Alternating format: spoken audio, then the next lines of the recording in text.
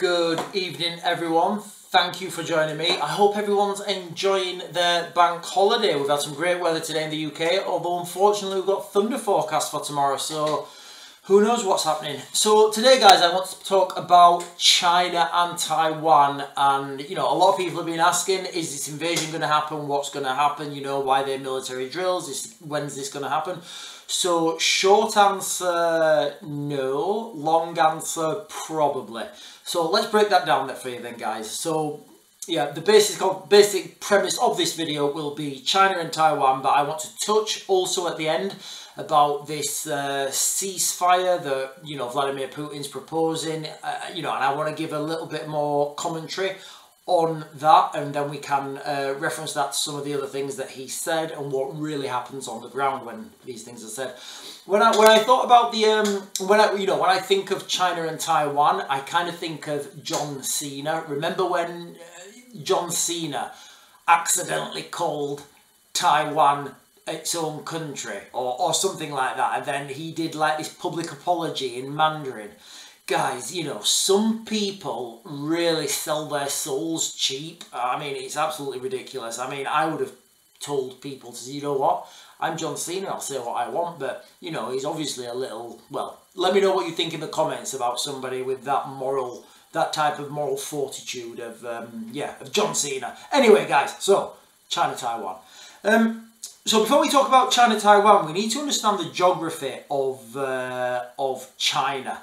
So China is kind of in a really peculiar situation where if it wants to invade somewhere, if it wants to expand its territory, it doesn't really have too many options, you know. I mean, so to the west, you've got places like Kazakhstan, Tajikistan, Pakistan, India to some extent. You've got, you know, Burma. You've got all those countries that are very, you know, they're very difficult to get to because of the terrain. You've got mountainous regions. You've got, you know, it's really difficult to get there. And once you do get there, what are you actually going to expand into? Where's the infrastructure there? Where's the utility of, you know, losing a load of your soldiers, losing a load of your tanks? International condemnation. What do you actually get from going into that country? For example, when the US went into Iraq, there was a lot of oil there, so they could they could use that oil, and you know, there's a lot of money there with that oil. With Ukraine, there's a lot of gas, so you know, once this war's over, whoever's going to control Ukraine will have huge gas reserves. You know, and if you look back through history, most of these wars were in resource-rich environments. And the places that have not got many resources, they kind of don't get a war because nobody cares and nobody's willing to fight for them. They're just like, meh, okay, you can have it. So when you're looking at China then, they're kind of the only way they can go, really. And obviously don't forget to the north, they've got like Mongolia and Russia. So then where do you go? You can't go north, Mongolia, Russia. You can't go west because you've got like, Kazakhstan, Tajikistan, and then you like to the south. You've got what have you got? You've got Thailand, and they got nailed in Thailand. Not Thailand, sorry. You've got Burma. They didn't do too well in Burma. You've got Vietnam. Places that typically don't give up without a fight, so that's going to be a nightmare for them if they go south. And again, if they go south, what are they going to achieve by that? There's not really much there. You could argue Vietnam's got a huge manufacturing capacity, which it has, but it doesn't really rival China yet. So that leaves only one direction, really. They can only go east to Taiwan. Now Taiwan has got huge what's the word I'm looking for? They do a lot of microprocessors, a lot of processing chips. Most of the processing chips we use in the world come from Taiwan. So that has got huge infrastructure potential there. If they go and take Taiwan, they've got a good win because first of all, geographically they kind of can do it, and also once they get there, they've got a lot of infrastructure, they've got a lot of expertise, and they take control of that. It brings up their essentially it brings up their GDP. You know, it's a win. So Why would they want to do this then? So let's say China, that is the only option they've got then to go east. Why do they want to do that? Well, in the 1980s, China implemented a one-child policy.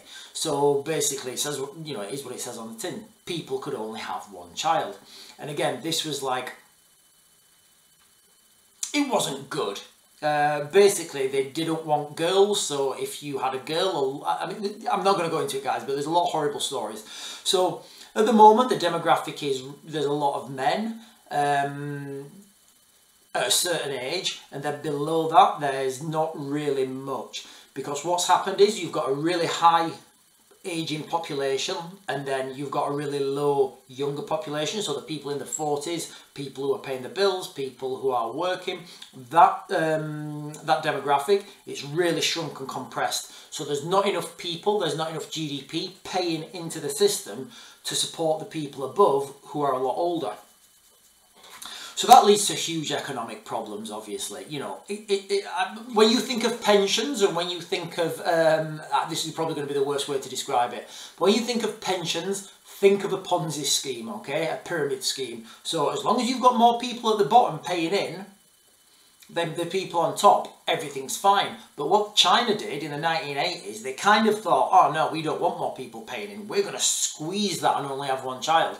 So now you've got a smaller amount of people paying in to support a larger amount of people. So the economy is really, really struggling, guys. You know, I don't know what's propping it up, but something must be propping it up. I have no idea. But it feels to me like the Chinese economy could be a house of cards about to fall at any time. I don't know. Let me know what you think in the comments. So then that leaves us to Taiwan, which is obviously, you know, they've got a lot of potential there financially. And don't forget, with this manufacturing and with this lack of labour, a lot of the manufacturing now is getting sourced to India. I think, and again, for those of you who watch my videos, I think India is going to, when this whole thing goes into conflict, I think India is going to be a key.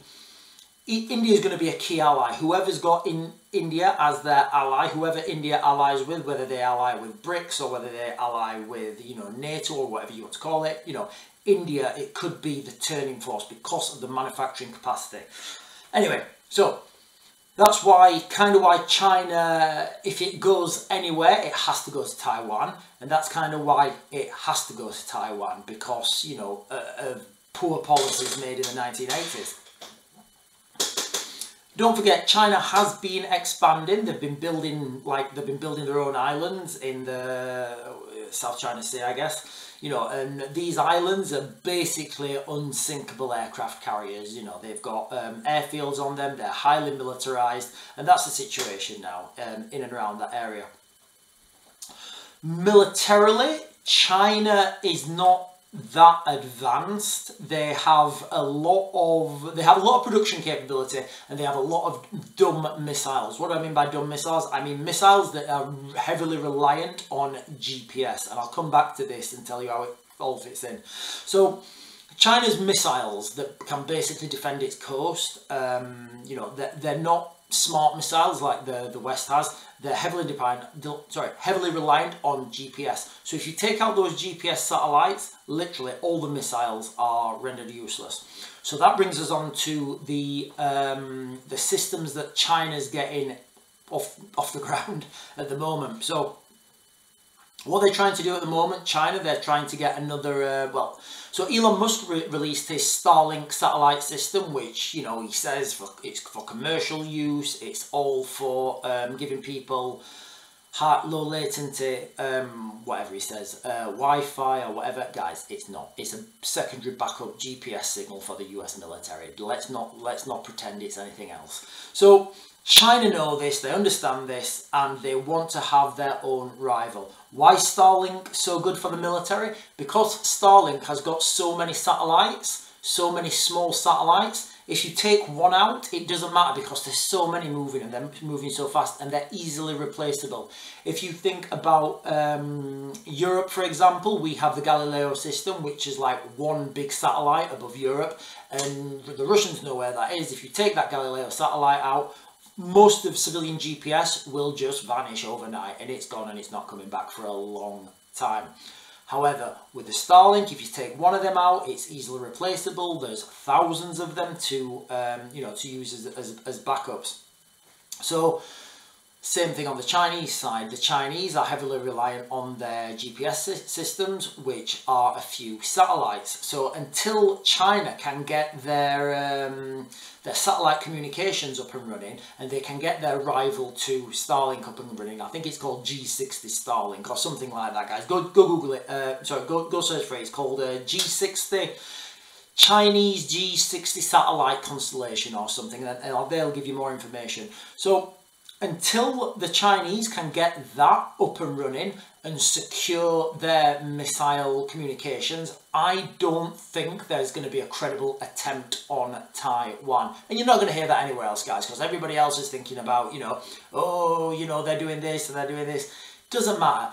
If you can take out one satellite and render the whole of China's missile capability useless, you'll do it really quickly and the invasion will fail. And China know this, they're not stupid. So they're going to try and get their satellite systems up and running, for civilian use of course, and then they could have an attempt on Taiwan. What I would say with Taiwan though, they have huge mud flats, a lot of mud on their western coast. So if you're in the West, you remember films like Saving Private Ryan, when all the ships are coming in on D-Day and getting straight up, and the soldiers are getting off and they're running on the beaches. That won't happen in Taiwan. There's too much mud, it's thick mud, and it becomes very difficult to get through. And it would just be an absolute nightmare for them to, for the Chinese to invade that way.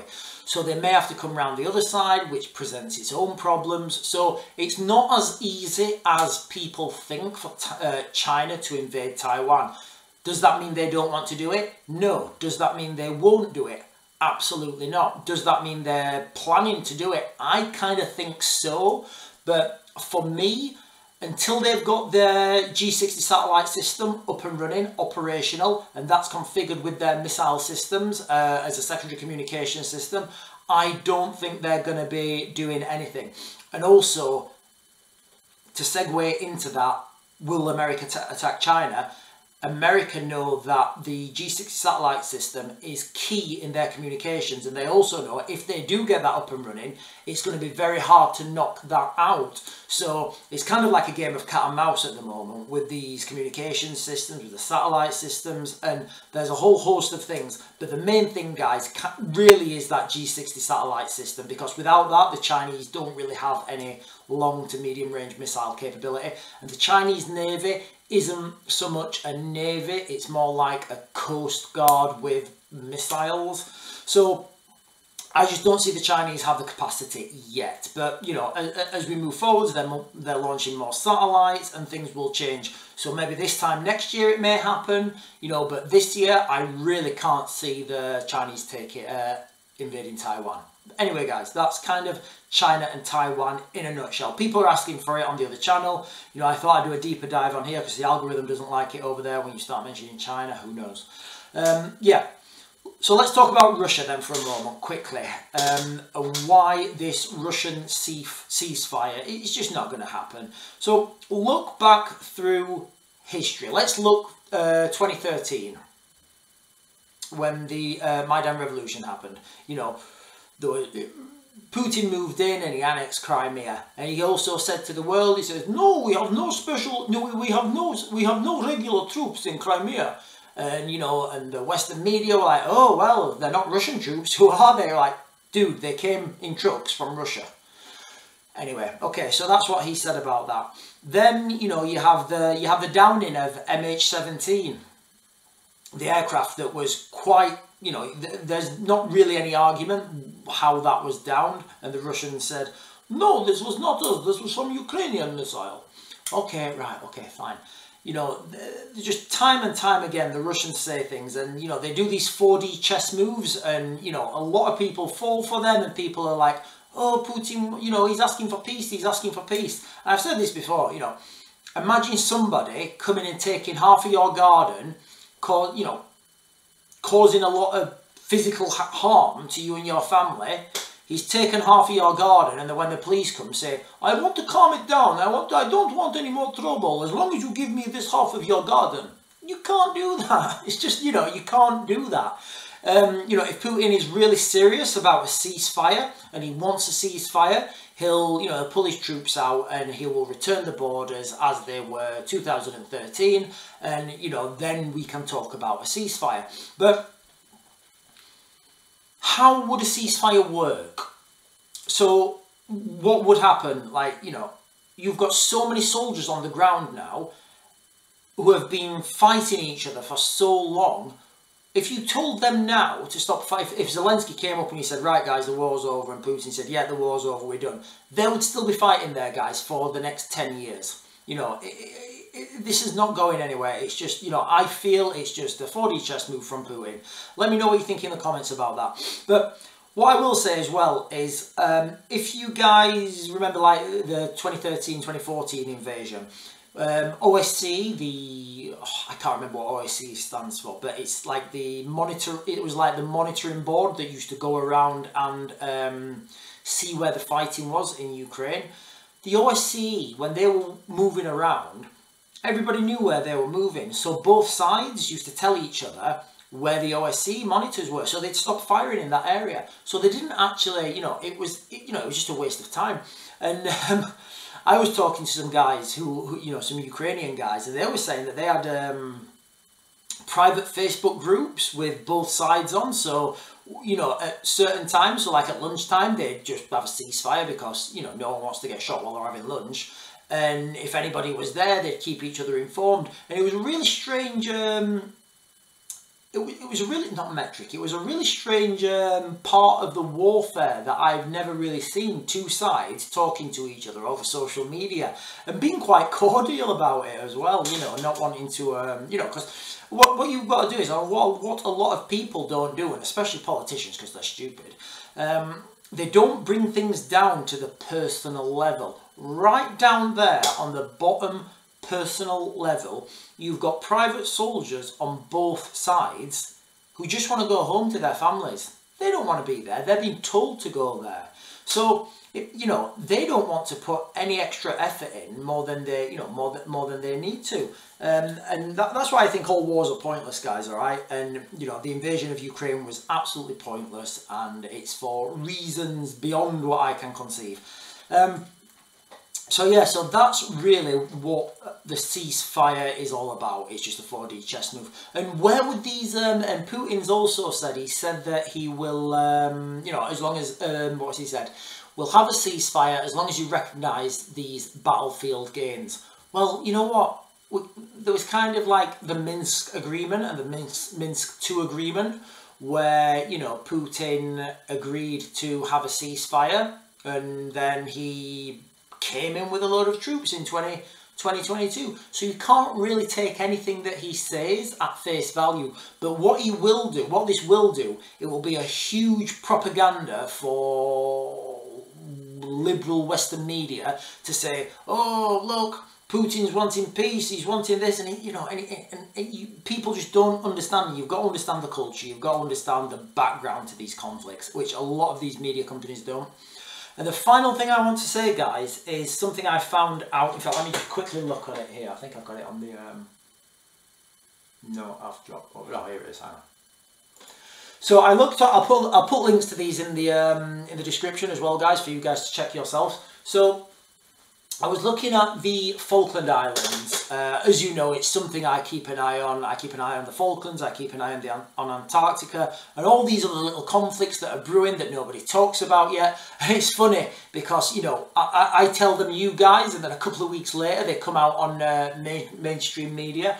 But yeah, so from the UK government website, they've just they've just completed a new airfield resurfacing project in the Falkland Islands completed. So basically they've just refurbished the whole airstrip in the Falklands. Now, They're spending a lot of money down there in the Falklands, and guys, okay, you know, everybody knows that this is going to happen down there. You don't spend these amounts of money on places you're not interested in, you're not interested in defending, you don't want to keep running. And again, you know, why would you keep the Falklands, you know, if it didn't keep you the keys to Antarctica? But that's it, guys. I've been going for 20 minutes now. I know this is a bit of a short one to what you guys are used to, but don't forget to like and follow, guys, okay? 30% of our viewers have not subscribed. So guys, I'm expecting a 30% increase. Make sure you like, make sure you share, and if you can, get these on your socials, guys, okay? And I would love to answer your questions. I'll see you guys tomorrow.